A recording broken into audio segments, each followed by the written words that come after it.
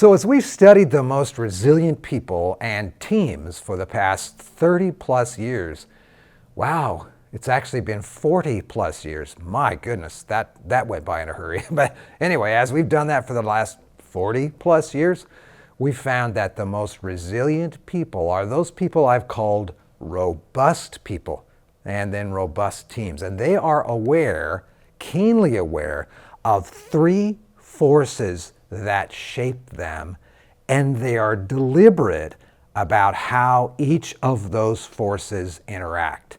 They, in effect, adopt those three forces. And a lot of folks, certainly not you, but a lot of folks don't even realize that they're being shaped by these three forces in their life. So I live out here on the Olympic Peninsula in Washington State.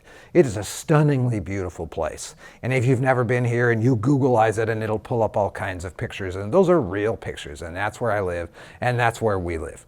And it is a wonderful place to live. If you don't mind cold rain, that happens quite a bit. But when it's not rainy, people come here and visit, and they think, I'm gonna move here. And then they move here in the middle of winter and think, oh, that was a mistake. So they get a house down in Arizona or something. But it's a wonderful place. And I live almost at water level, or at sea level, and then facing toward the east, and Seattle's way over that way. And right even here, right now in this studio, the water is just right over there. And we are probably 30 feet above sea level sitting right here in the studio. And then over that direction are the actual Olympic Mountains, and they just rise right up out of the sea, and they are almost all year long, maybe 9-10 months out of the year. There's snow along the top of them, and it's a phenomenally beautiful place. So the trees on my property are cedar trees. They're 100-year-old, 150-year-old cedar trees, so they're huge. And if you were to take one of those exact same species of cedar trees and go out and plant it out on one of the rocky, craggy cliffs that are right out past on the other side of the Olympic Peninsula, where the ocean breeze and the water and the winds all come slamming on that shoreline, you would find that even though it's exactly the same species of tree, it has some phenomenal differences. The trees on my property are stunningly beautiful and very tall and very large, but the same tree out there would be quite a bit smaller and the same age. The trees out there that are on the windswept ridges are the ones that don't have any dead branches on them because they've all been blown off. There's nothing on that tree that isn't alive. The sap in the tree is slightly different. It's a little bit more viscous and a little slicker than the exact same tree inland here, on my property just a few miles away. The root system is also different. The proportion of the root system compared to that which is above ground is different. There are more roots than there is what's above ground by proportion than with the trees that are on my property inland. There's something about being in storms that profoundly shape those trees. Same tree, the rings are closer together, the sap's a little bit different, there's nothing dead or dying on the thing, and they are phenomenally healthy and phenomenally vibrant trees. And those trees are shaped by the wind and the rain and the soil and the sun and the cold. They're shaped by the fierceness of their environment, the fierceness of their world. They don't survive storms, they thrive because of the storms. And robust people are like that too. Maybe you're one of them. And robust people are shaped by three things: the stories that they tell themselves about what's true, that is, what they know compared to what they believe or hope is true. They know and they humbly pursue what is true. They're voraciously curious about how things really are, and they lean into the cold wind of truth, narrowing the gap between what they hope and wish and have heard is true and what is actually true in their experience. They know what's true.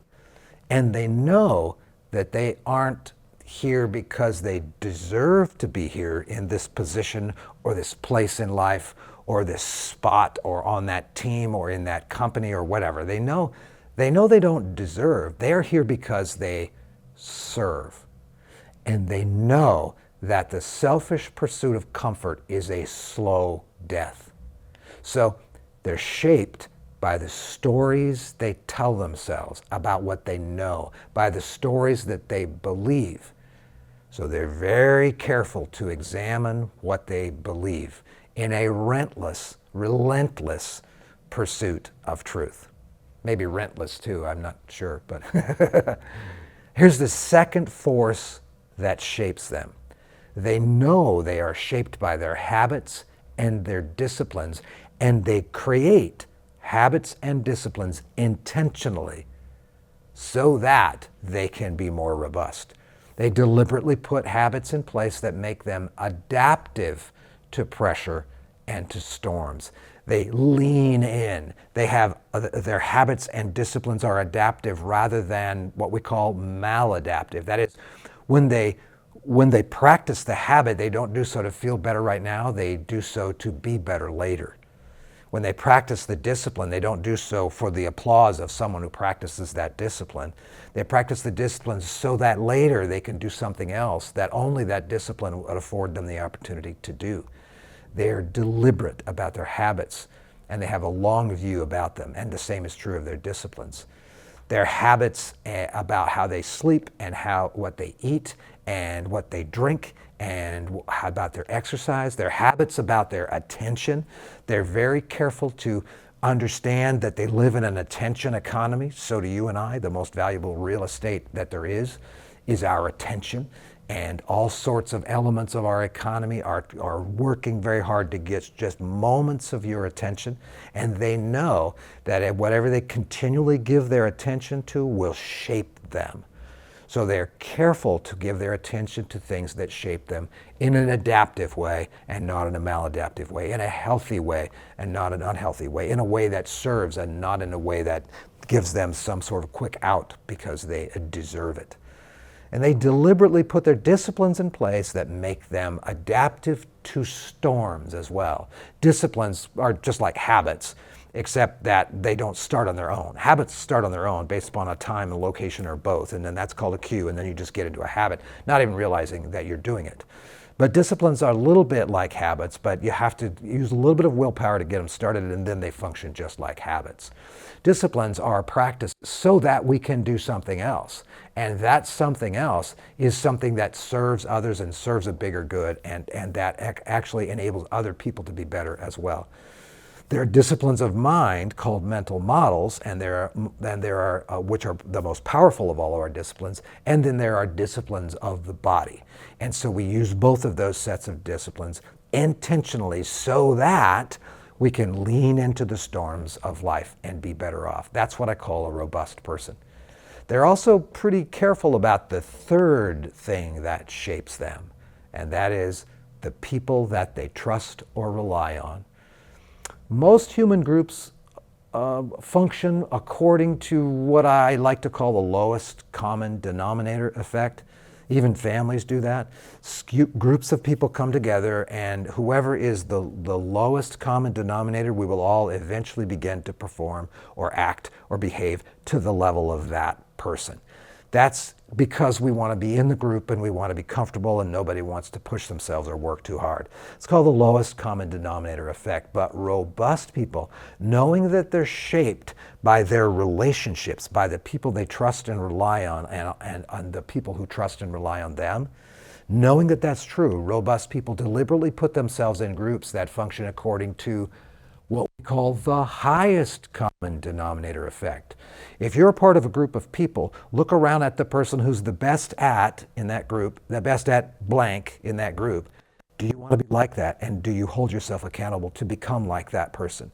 And look around, the person who's the best at something else in that group. Do you want to be like that person as well? And you hold yourself to that highest common denominator effect. That's what robust people do, and they're careful to surround themselves with people that they want to emulate in some way. It's a powerful, powerful force. So are your groups like that highest common denominator effect? Because you remember, we become like the groups of people we affiliate closely with. Some people said, you know, you're like your 5 closest friends. Well, I don't know if 5 is the number, but we do know that there's some small number of people that we want to be affiliated with that group, and we will do anything to stay in that group. Therefore, we will become like them. If they are people on their own who you want to aspire to be like in specific areas, that's a highest common denominator effect. That is a very powerful force, one of the three big forces that shape us. The people that we rely on, that we trust, and that we want to be like.